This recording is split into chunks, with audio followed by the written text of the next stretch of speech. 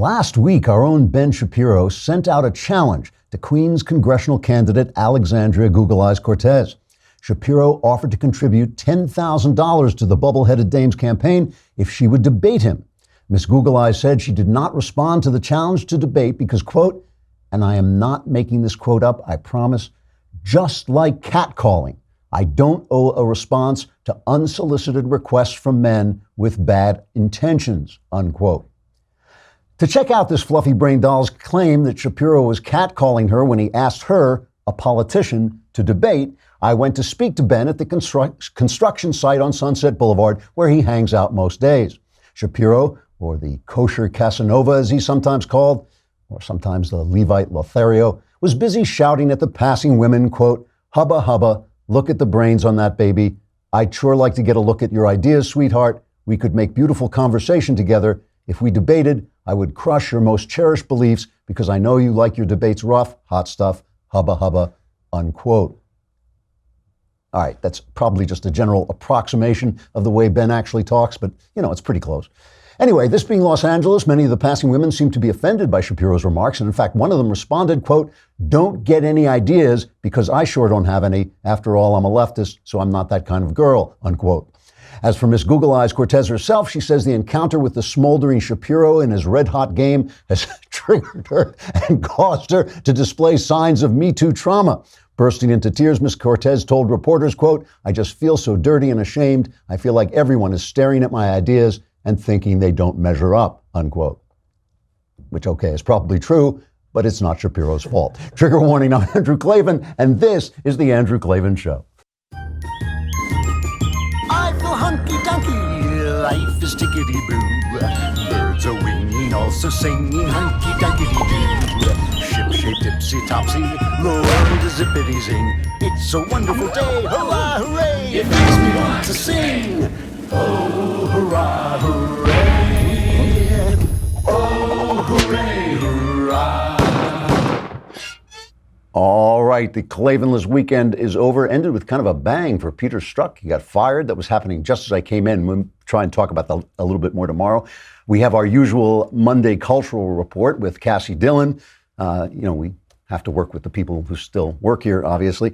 Meanwhile, before we get to that, we want to talk about honey. Honey is one of the greatest things ever. I am not kidding about this. All it is you sign on to this thing for absolutely free, right? It takes, it took me about 15 seconds to get on it.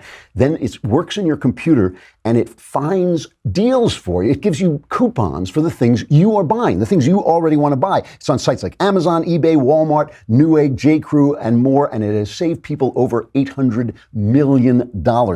It shows up everywhere. I do like a lot of my shopping on Amazon. That's where I do most of my shopping, and it's constantly giving me these deals. It just happens. You just go to the place where you sign out, the checkout place, and it just deducts 45 cents, $1.50 if you're buying a book or something. Right now, you can get my book. I just checked it before going on. The Great Good Thing. Go on, it gives you like $1.70 something off the book. You just for nothing. That's on top of Amazon's discount already. It's just terrific. There's no reason not to use Honey. It's free and it installs in just 2 clicks. Get Honey for free right now at joinhoney.com/Andrew. That's joinhoney.com/Andrew. No deals because it's free and then gives you all the deals you could imagine. Make sure you put in Andrew so they know we sent you.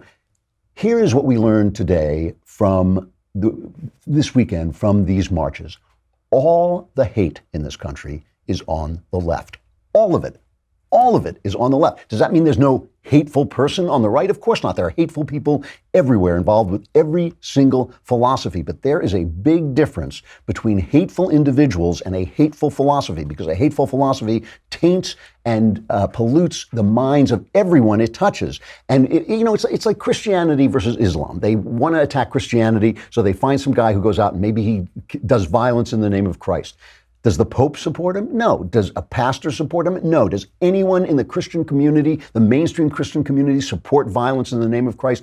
Absolutely not. That guy is out there by himself, just a crazy loon doing what crazy loons do. That says nothing about the philosophy. But when an Islamist goes out and commits violence, you can find plenty of mainstream Muslims who say, well, he may have gone too far, but, well, I didn't approve of that. But you can find those guys, and that is something that the decent Muslim community has to address. It has to say, no, wait, we're going to have to reform this. We've got a problem in our philosophy, in our mainstream. And that is what is happening on the left. Here's what happened. It was the anniversary of that demonstration in Charlottesville, right? And the woman was killed by one crazed right-winger, an alt-right-winger who drove a car into him. So he's a crazy guy. And they said, we're going to commemorate this in Charlottesville and in Washington, D.C., and we're going to have the white Unite the Right, I think they called it.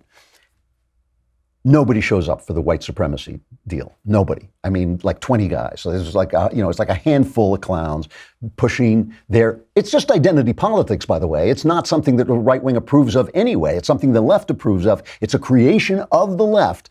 But let's say they associate themselves with the right. I'm going to accept them as some kind of part of the right wing. The left pours into both these places with Anti-Fas.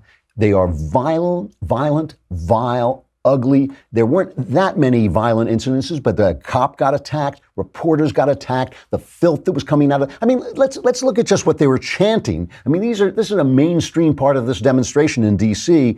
Let's just listen to what they're chanting. This is cut number 4.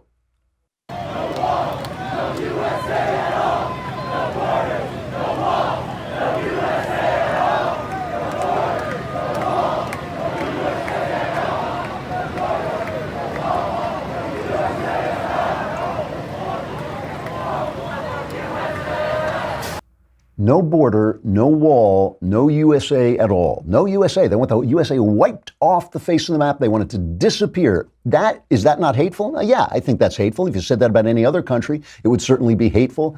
But that is mainstream. Well, let me put it another way. It may not be mainstream leftist thought, but the mainstream is on a spectrum with that and does not disapprove of it. Now let's listen to the speech by the right-wing guy. He describes himself as white identity politics. His name is Jason Kessler. He shows up to give this speech. It's pitiful, right? He's in his park. There's like 20 guys there. I mean, that's it. That's it. There's 20 guys there in favor of whiteness, I guess. Who knows what the hell they're in favor of? Listen to his speech. A lot of folks are deliberately misconstruing white identity politics today as something that's endorsing the KKK or neo-Nazis. And I think, in fact, there are a lot of people in the alt-right who are encouraging that by trying to be these cartoon Nazis and deliberately stupid and hateful. And I just got to say, I mean, I thank the alt-right to some extent for waking me up to the fact that my people had a voice and had people who were going to stand up for them. But I got to say, a lot of the jokes just aren't funny anymore. Give it a rest. We got to be honest. We got to be sincere. There is a way forward to help white folks, but we cannot be associating with hate or violence or oppression. So even the white supremacist is against white supremacy. This guy is preaching against hatred and the white supremacy. It's not, he calls it white identity politics. Fair enough, that's what he wants to call it. Even he is preaching against what the left is preaching against. Why is one side emboldened to go chanting down the street, destroy America? Why is one side emboldened and the other guy is basically tied in knots preaching against his own supporters? Why is that? It's because one is a fringe group. The white supremacy people are a fringe group. If you want to attach them to the right, they are way out there. Look, go ask Ben Shapiro what he thinks about white supremacy. Go ask the most right-wing politician you can find, Ted Cruz, Mike Lee, Louis Gohmert. Go ask them. Go ask them. Are they going to give them any credence at all? Are they going to say anything at all that supports them? No. But if you ask the people on the left about these guys, CNN, we'll talk about leftism. CNN has the, what do they call it? The lower third now? They call it the lower third, where it just says anti-hate groups. demonstrate. Do we have a picture of that? Underneath the demonstrations of the left, the anti-hate groups show up. The Washington Post says the same thing. Anti-hate groups show up as right-wing, white supremacy rally fizzles. Anti-hate groups. So Benny Johnson of the Daily Caller went out and asked these anti-hate groups what they would do if they came in touch with Donald Trump. Here's cut number 5. What would you do if Donald Trump showed up at this rally? Murder him? Murder him for the people? How about you, man? Man, I'll tell Trump to get on the floor and scrub those toilets himself, because he don't know how to clean. He needs to learn. He needs to learn how to clean? Scrub some toilets? Yeah. Murder him. I mean, he's America's Caesar, except he's a head. So, you gotta take him down. Trump! If it came down to it and it was a group effort, we'd have to do him like Gaddafi. Like Gaddafi? Yeah. What would you do if Donald Trump showed up? Yeah, no, I might wild out. You'd wild out? Yeah. Yeah? I would with him. You'd him up? Yeah. To be honest, If I get a chance to, I would do that. What's that? If I get a chance to him up, I would. Chance to him up? You would? Yeah. Looks like you got a system right there. Yeah. All right. You better stick away. blur that out. Yeah. How about you? What would you do? I'd smack him. Smack him? Yes. By the way, Benny Johnson, he was the interviewer from the Daily Caller. He's reporting now that the Secret Service is none too happy with some of these threats to murder the president. That's what they're talking about. They're out there spewing this hate, right? These are anti-hate groups, we're told. They're anti-hate groups. So basically, I mean, this is a country of 350 million people. So basically, in this country, they could find around 200 white supremacists. I'm sorry, but that is not an issue. That's not a problem, right? And who's to blame for all this? Donald Trump. Here is Chuck Todd explaining why Donald Trump is to blame. Look, I think we are in a pretty divided place today. I mean, I think we are probably more racially polarized today than we were a year ago. And as for the president, since Charlottesville, think about the biggest fight he's picked since Charlottesville. The anthem protesters with the NFL and African-American players kneeling there. So I don't think if the president has, quote, learned anything, I think in his mind he has seen that this is an effective political strategy to keep his base his base. But I could tell you pretty much every other Republican who has to be on a ballot in 2018 believes this is at the core of the Republican Party's suburban voter problem, right? That it is the president's continuation of using, to be generous, dog whistles. If Trump is using dog whistles, where are all the haters? Where are the white supremacists? Well, isn't that the way a dog whistle works? You can't hear it. Only the highly trained ears of Chuck Todd can hear the racism. Only the mythology created by the press can hear this racism that's going on. But where are all the dogs if these are dog whistles? You know, on the left, you have Maxine Waters and Barbara Lee and Danny Davis. These are all Congress people, right? These are Congress people. Andre Carson, Keith Ellison, from New York, Gregory Meeks, from Al Green. They're all going to Louis Farrakhan rallies. They're all supporting Louis Farrakhan, every single one of them. They're all of them going to his rallies. You see them hugging him, clapping him. Let's listen to Louis Farrakhan for a minute. I wonder, will you recognize Satan? I wonder, will you see the satanic Jew and the synagogue of Satan, which has many races in it? Because Satan has deceived the whole world. Think about the message that I was blessed by God to give you today. No.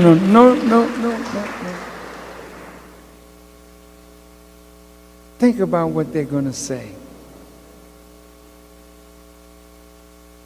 when they have been so thoroughly and completely unmasked.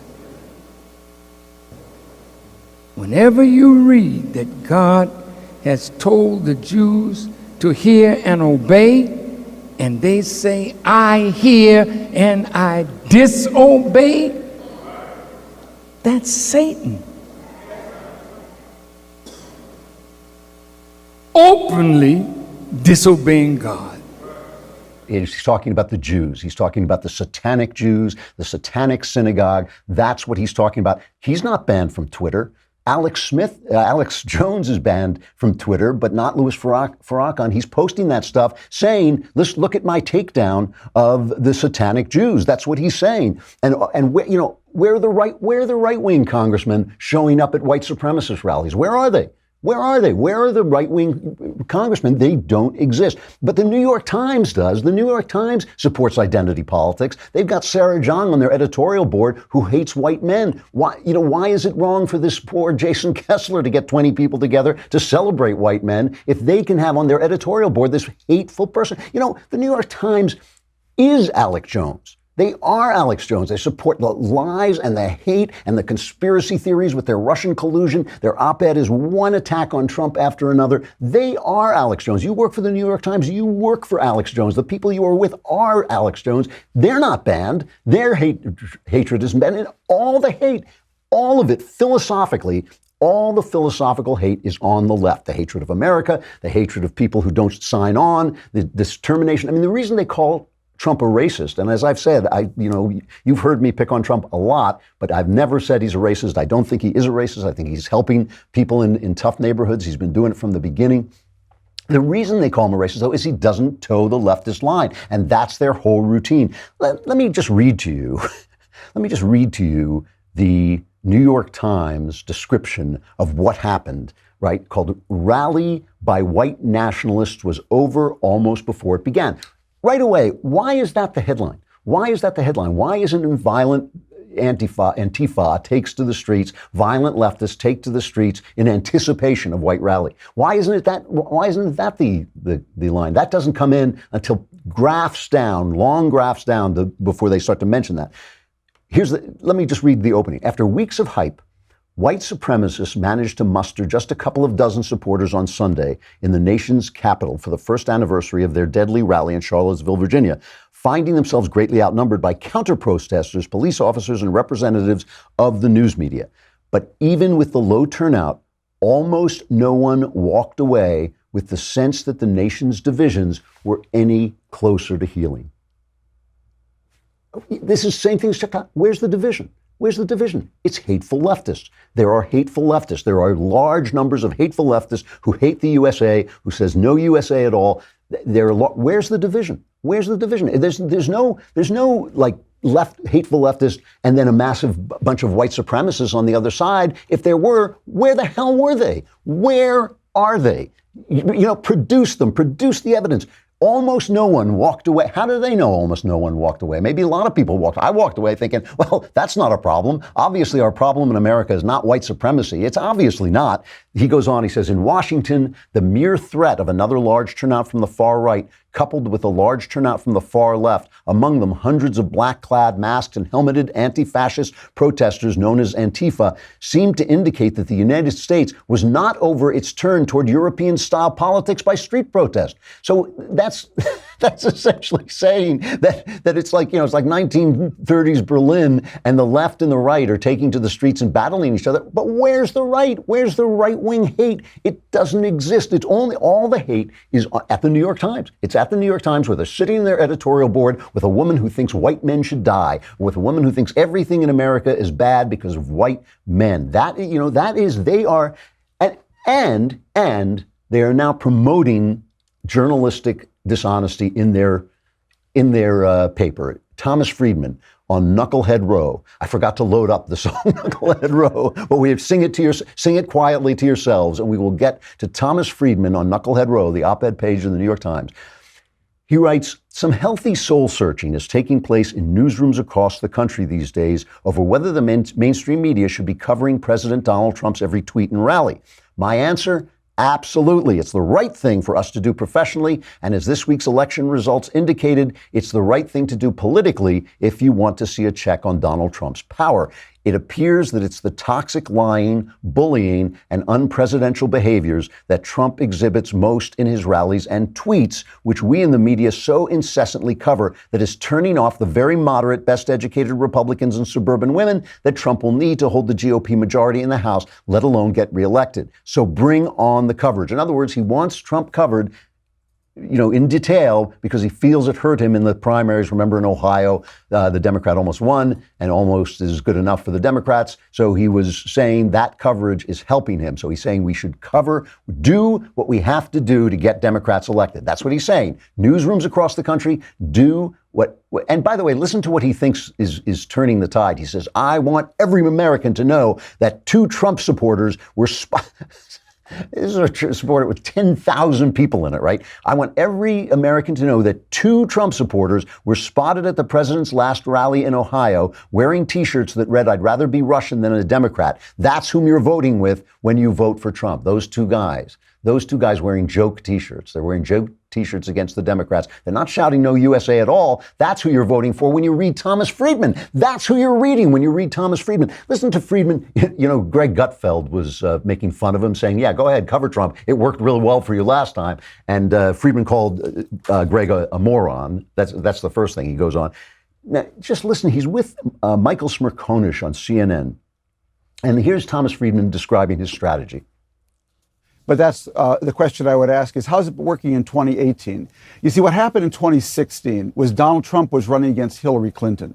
And we know from the polling, there were a lot of moderate Democrats, suburban women, independents. There were just enough that in a choice between Trump and Hillary, ready to say, really don't like Hillary, can't vote for her. I think I'll take a chance on Trump. What's been happening since over the last 2 years? Trump's been locked at 43% approval, 43% approval, and around 53 disapproval. And I think one of the key reasons for that, and we saw it in the Alabama senatorial election, we saw it in the Pennsylvania by-election, we saw it in the recent election in Ohio, is that that group of independents, moderate Republicans, and others who are ready to take a chance on Trump versus Hillary are no longer ready to do so because they've got the proof of the last 2 years of his incredibly divisive and toxic behavior. So there's Thomas Friedman, putative journalist, supposed journalist, talking about how to cover Trump so you hurt him. How do you cover Trump so you hurt him? And now listen to the question Smerconish asks him after this. So let me play devil's advocate. The polling data suggests that his standing among Republicans, I think the latest Gallup number is 89% approval. So where's the evidence of these moderate Republicans who are leaving?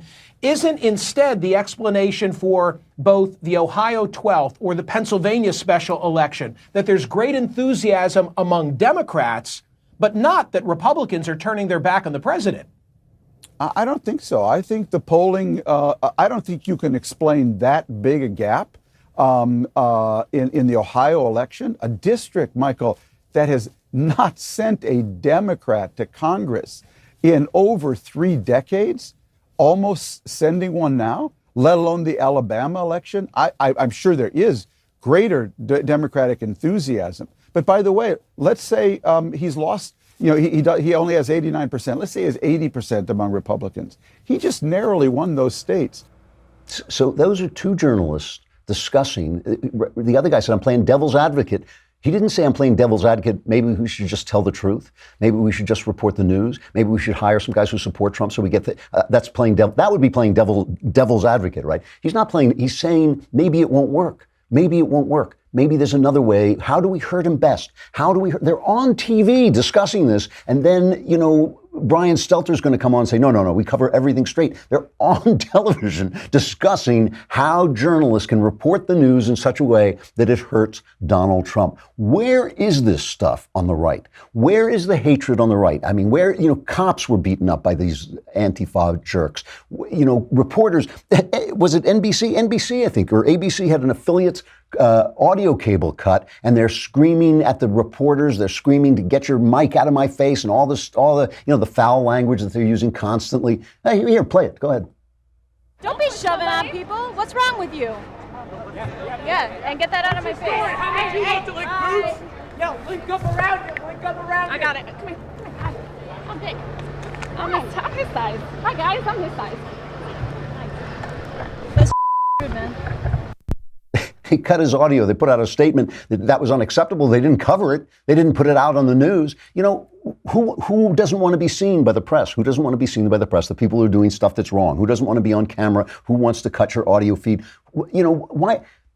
And by the way, the cops who exercised restraint, having these foul people, foul-mouth them and didn't beat the living daylights out of them. Good for them, good for the police. But they're my heroes for their restraint in dealing with these clowns. But where is this stuff? Where on the right do you hear people saying we should cover the news so that we hurt the left? Where do you hear that? You don't even hear it on Fox. You don't hear Bret Baier saying that. He plays it straighter than any newsman on television. I do not understand why people go to work at the New York Times knowing it's a hate-filled, dishonest paper where their top op-ed guy is saying that they should lie or do whatever they can to destroy an opposition candidate. I don't understand where there's any honor in that. I don't understand how you feel, how you respect yourself if you work for an organization like that. I mean, it is just amazing. All the hate, all the dishonesty is on the left, and yet it's the right who's getting censored. It's the outlier like Alex Jones they're worried about instead of worrying about true radicals like the New York Times and CNN. All right, we got Kassy Dillon coming up to discuss feminism. My favorite thing. But we got to say goodbye to Facebook and YouTube. Come on over to thedailywire.com and subscribe. We need your money. And even if we didn't need it, we want it that badly that you should just give it to us, all right? It's $10 a month for a subscription, $100 for the year. You get the Leftist Tears tumbler. You get all your problems solved in the mailbag. What's not to like? Kassy Dillon coming up.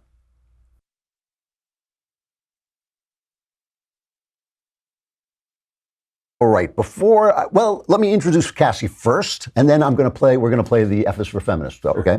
Kassy Dillon is the founder of the website Lone Conservative and has contributed to the Wall Street Journal, Campus Reform, and The Hill. She is a staff writer here at the Daily Wire, which is, one of the many reasons why we have her on today is we want to work with people who still work here.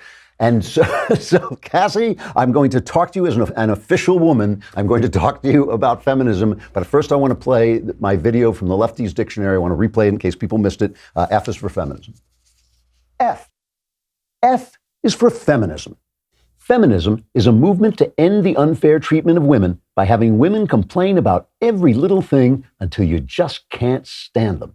Before feminism, women were forced to stay at home, shaping the souls of a new generation until their children rose up and called them blessed.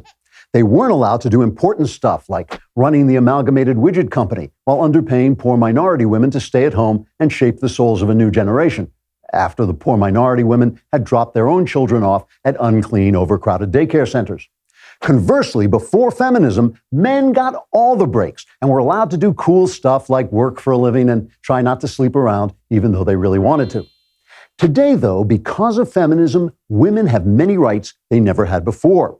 They have the right to miss the experience of raising their children by working 8 hours a day for a man who doesn't care about them before going home to ruin their children's lives by spoiling them because they feel so guilty about not having been there all day. They have the right to enjoy meaningless sex, just like men do, and then get incredibly depressed and feel as if they'd been used and treated like a piece of meat because they were used and treated like a piece of meat by men who enjoy meaningless sex much more than women do. They have the right to daydream that a man will come and rescue them and take care of them, and then feel guilty about it because feminism told them they're not supposed to daydream that, but they do anyway. And they have the right to blame their problems on men until no man on earth would want to talk to them, and they're forced to spend the best years alone pretending that's okay when it's really not. But they're not allowed to say so. Before feminism arose in the 1970s, according to a recent not made up study, women judged themselves to be happier than men. Since the advent of feminism, women's happiness and satisfaction have declined until now, men report themselves to be happier. When asked why they were less happy after feminism than before, women said, "Shut up, I don't want to talk about it, just leave me alone." Then they ran away, sobbing uncontrollably. F is for feminism. I'm Andrew Klavan with the Lefties Dictionary.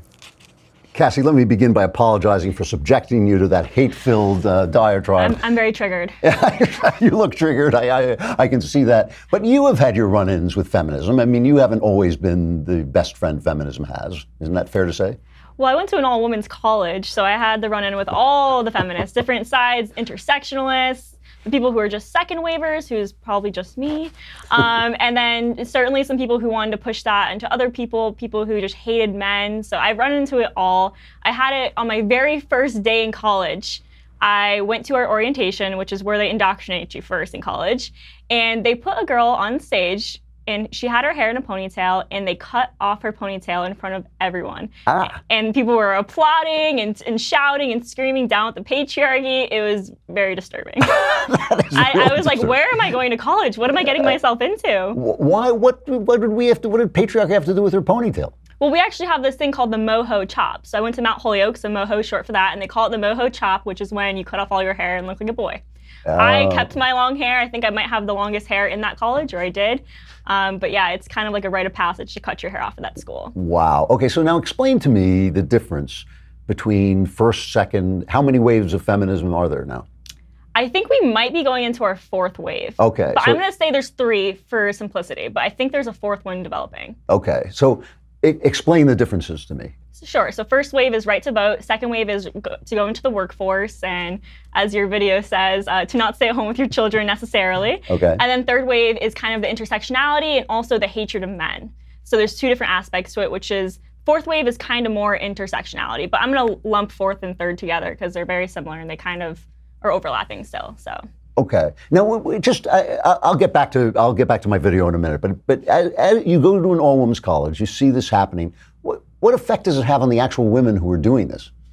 Well, they're very unhappy. They don't really know what they're doing there. So at Mount Holyoke, we have a lot of women who actually go there and then explore their sexuality and meet other women, and then leave and then marry men. So it's kind of like they're having fun in college and doing this rebellious nature. For instance, one of my guy friends went to one of the parties and it was all women. He was one of the only guys, and he took a video right after the election where he just screamed, "I hate men," and followed after this video, everyone starts cheering. It's kind of freaking me out when you see these things because they honestly do hate men. It's really scary. And does this come from like personal experience? Have these girls, I guess they are in college, do they have personal experiences that make them hate men, or are they just told that they hate men because the world is an evil patriarchy? Well, they want to join the sisterhood, and in order to join the sisterhood, you have to hate men. Men don't necessarily have to have done something bad to you.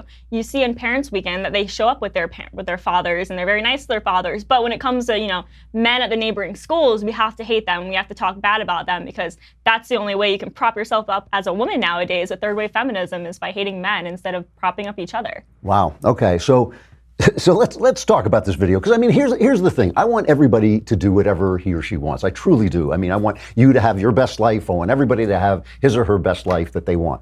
Where do I go wrong in this video? Why should I be triggered? Well, I think your video is very humorous, and it does a really good job talking about second wave feminism. But like you said in the video, women are unhappy. And I think you need to go a little bit further and explain that because they're unhappy, which I do think that being in the workforce could make you unhappy. There's a lot of stress there. But I do believe in individualism, and if a woman wants to work, go ahead. Of course. But we shouldn't be taking down housewives, which third wave feminism does. How dare you stay at home with your children? You're not adding to the society. You're being lazy, which is what you hear from these feminists towards housewives. And I think the major problem is because they're unhappy, they're blaming it on men instead of blaming on them for not making career choices that would make them happy or having children. So I think the problem is they just need to stop blaming it on men and realize they're unhappy and try changing it. But obviously, I think women should be in the workforce. I mean, I'm working here with you now. Right.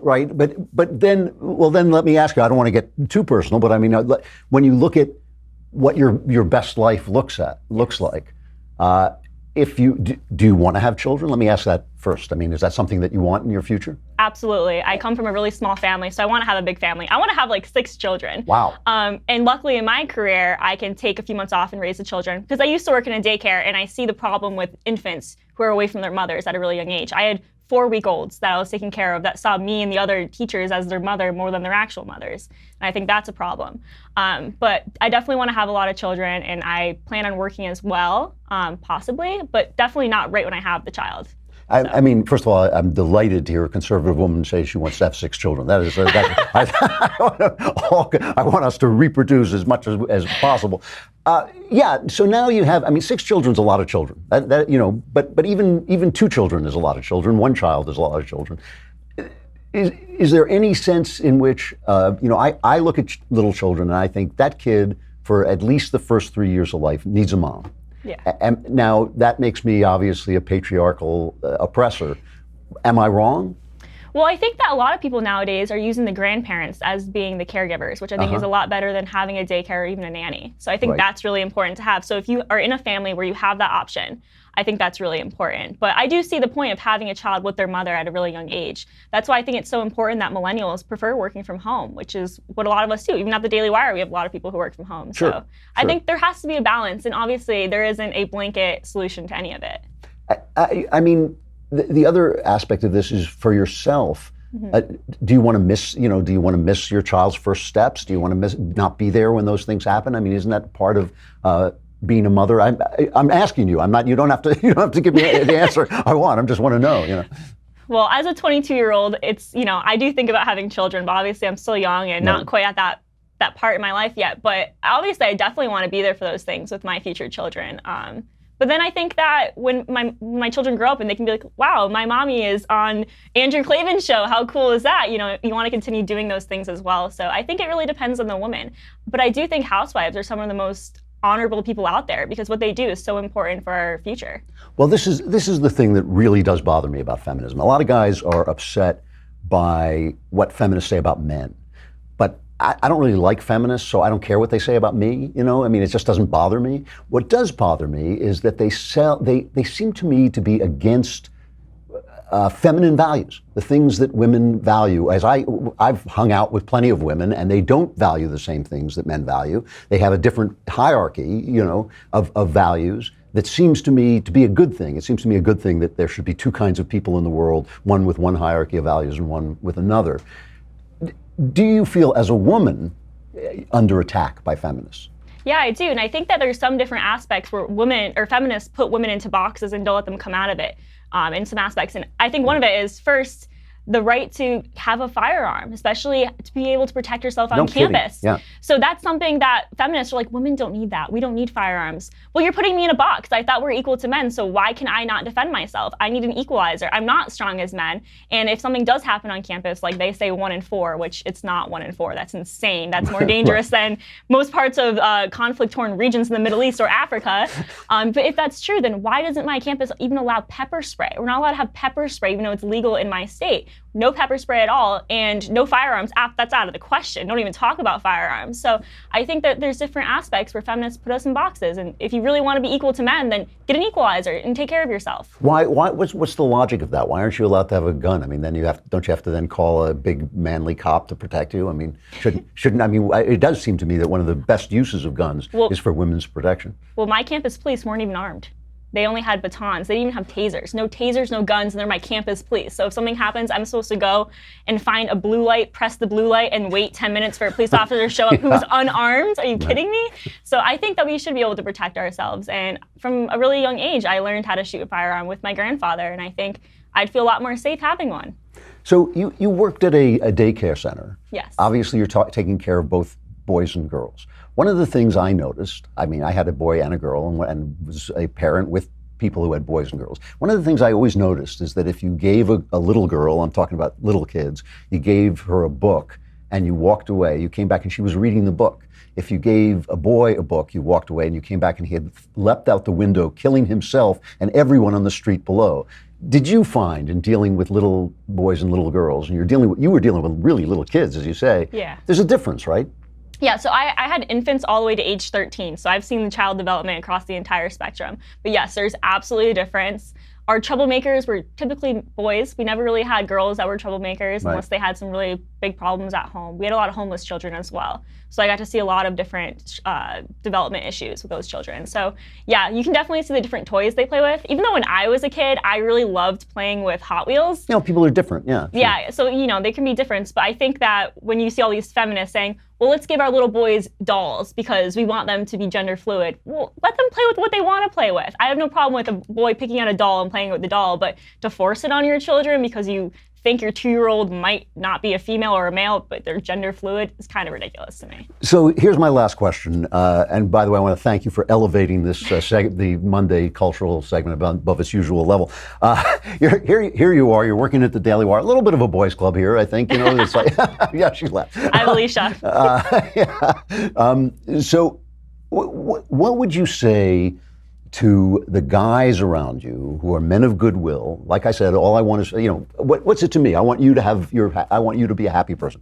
So what would you say to them if you wanted to get them to know like one thing that maybe guys do that they shouldn't do or don't think about? What is it that you would have them do? Oh man. Well, I think a lot of things that guys have issues with, especially in the internet, because I think men don't know how to interact with women anymore. That's partly because the feminists are saying you can't do certain things, and also because men are too lazy to go up and talk to a woman, so they kind of go in and slide in your DMs and stuff. I think guys have a lot of social awkwardness that they really need to work out. They need to have more confidence when talking to women, but not be too overbearing where it kind of creeps me out. So I think that's one thing they need to work on, is how to talk to women.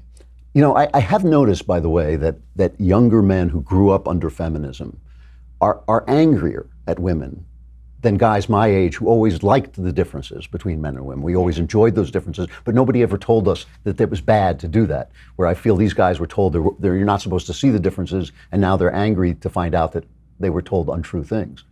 I think that's absolutely true. I think men are kind of angry because they don't know how they're supposed to act. When you're getting told that masculinity is toxic, then what are you supposed to be? I find in my dating life that there's a lot of guys out there who don't know how to be men. They're very girly. I actually dated a Democrat last summer, which Yahoo News loved to interview me about that. They thought that was hilarious. And it didn't go well because I think that chivalry's dead and it shouldn't be.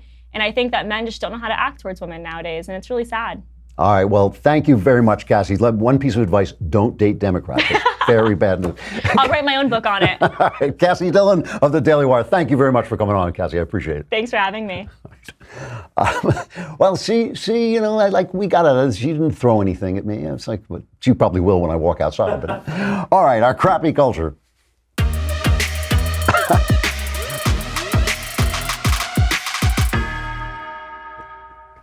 So, I gave a edgy speech on Friday to my friends at Young America Foundation.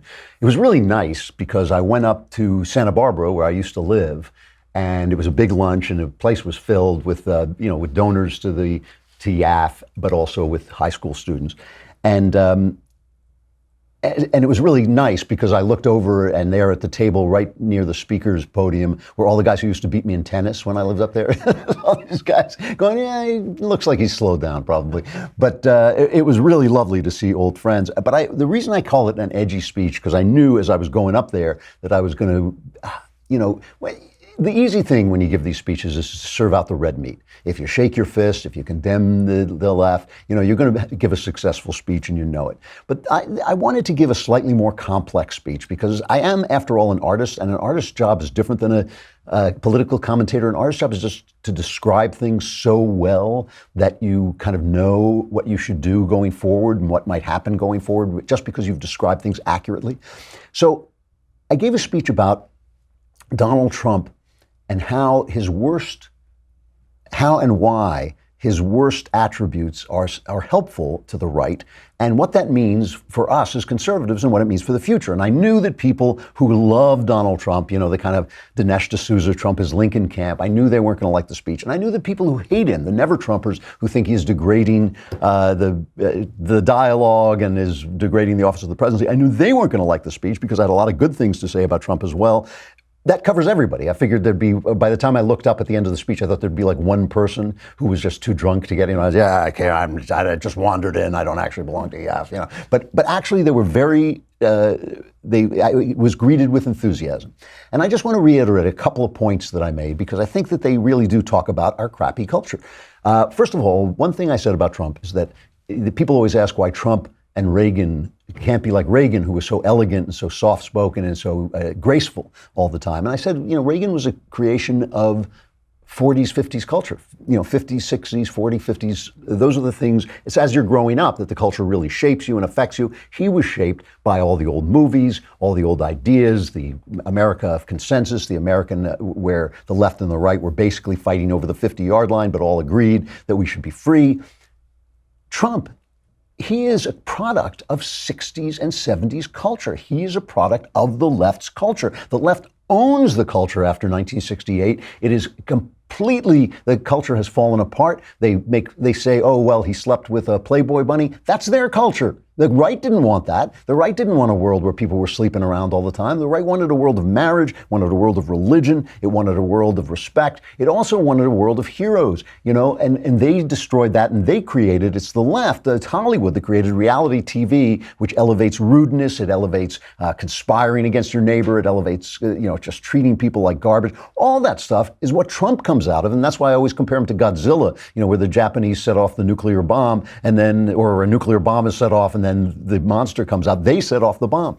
But what I said about this is the reason this has helped the right is because the left has corrupted the culture so badly that a person who adhered to politeness would be tied up in knots. They took over our manners and basically said it's wrong. It's racist to say there are problems in the black community. There are problems with poor African-American culture. They are the ones who said that's racist. They're the ones who said, if you say, hey, these Muslims have a little bit of a problem with killing innocent people, that you are some kind of bigot instead of just observing the world. They're the ones who made our system of manners a mental prison. And Trump, because he's a rude guy, broke through that prison, and that's why he has won the affection of so many Republicans. And I went on and talked about his character, which, look, you can love Trump all you want, but he bragged about committing adultery. He bragged about, being unkind. He's unkind to other people. Some of the stuff he said about Ted Cruz was really wrong. It doesn't become right because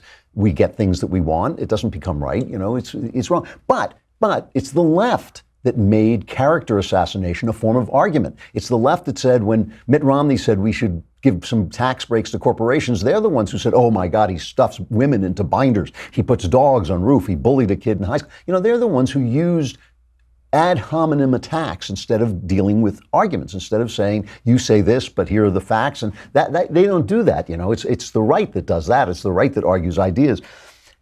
I guess the point that I'm trying to make is that Trump's success and the benefits that he has given in doing stuff that is basically just basic right of center conservative governance, constitutional governance. Nothing he's done is radical. Nothing he's done is over the top. Everything he's done is within the Constitution. He hasn't broken any laws that we know of. He hasn't done anything like Obama did, spying on people and shutting people down with the IRS. Hasn't done any of that stuff. But the fact that it took a man of his character to do this tells us what happened when we let the culture go. Every time I talk about the movies or even joke about the Oscars or anything like that, I get letters from people saying to me, don't waste your time on that. I haven't been to a movie in 15 years. Well, guess what? The culture doesn't go away. It doesn't get off your lawn just because you say, I don't care about that culture. It's always there, and it's always shaping people. And if we don't shape it, the left shapes it. And what they expected to destroy the culture. They expected to bring the adultery. They expected to bring the rudeness. Who was it who told us we could use all these words? It was the left. They expected to bring the rudeness. They expected to bring the harshness and bring the bullying, but they never expected it to blow up in their faces. And that's what's happening. And so when I talk to the right about how they should get involved in the culture and how they should make art and how they should build studios and build social media, the left ought also to think about what happens when you start with identity politics. When you create identity politics, you have no argument against the white people who say, okay, if identity politics is the rule, here's white identity politics. You have no argument at the New York Times when you hire Sarah Jung against haters on the right, because you're a hater on the left. Maybe the left too should start to think about the art they make and the stuff they put on television and the stuff they say in public, because now it's blown up in their face and they deserve every little bit of it. Tomorrow, we'll be back. I'm Andrew Klavan. This is The Andrew Klavan Show.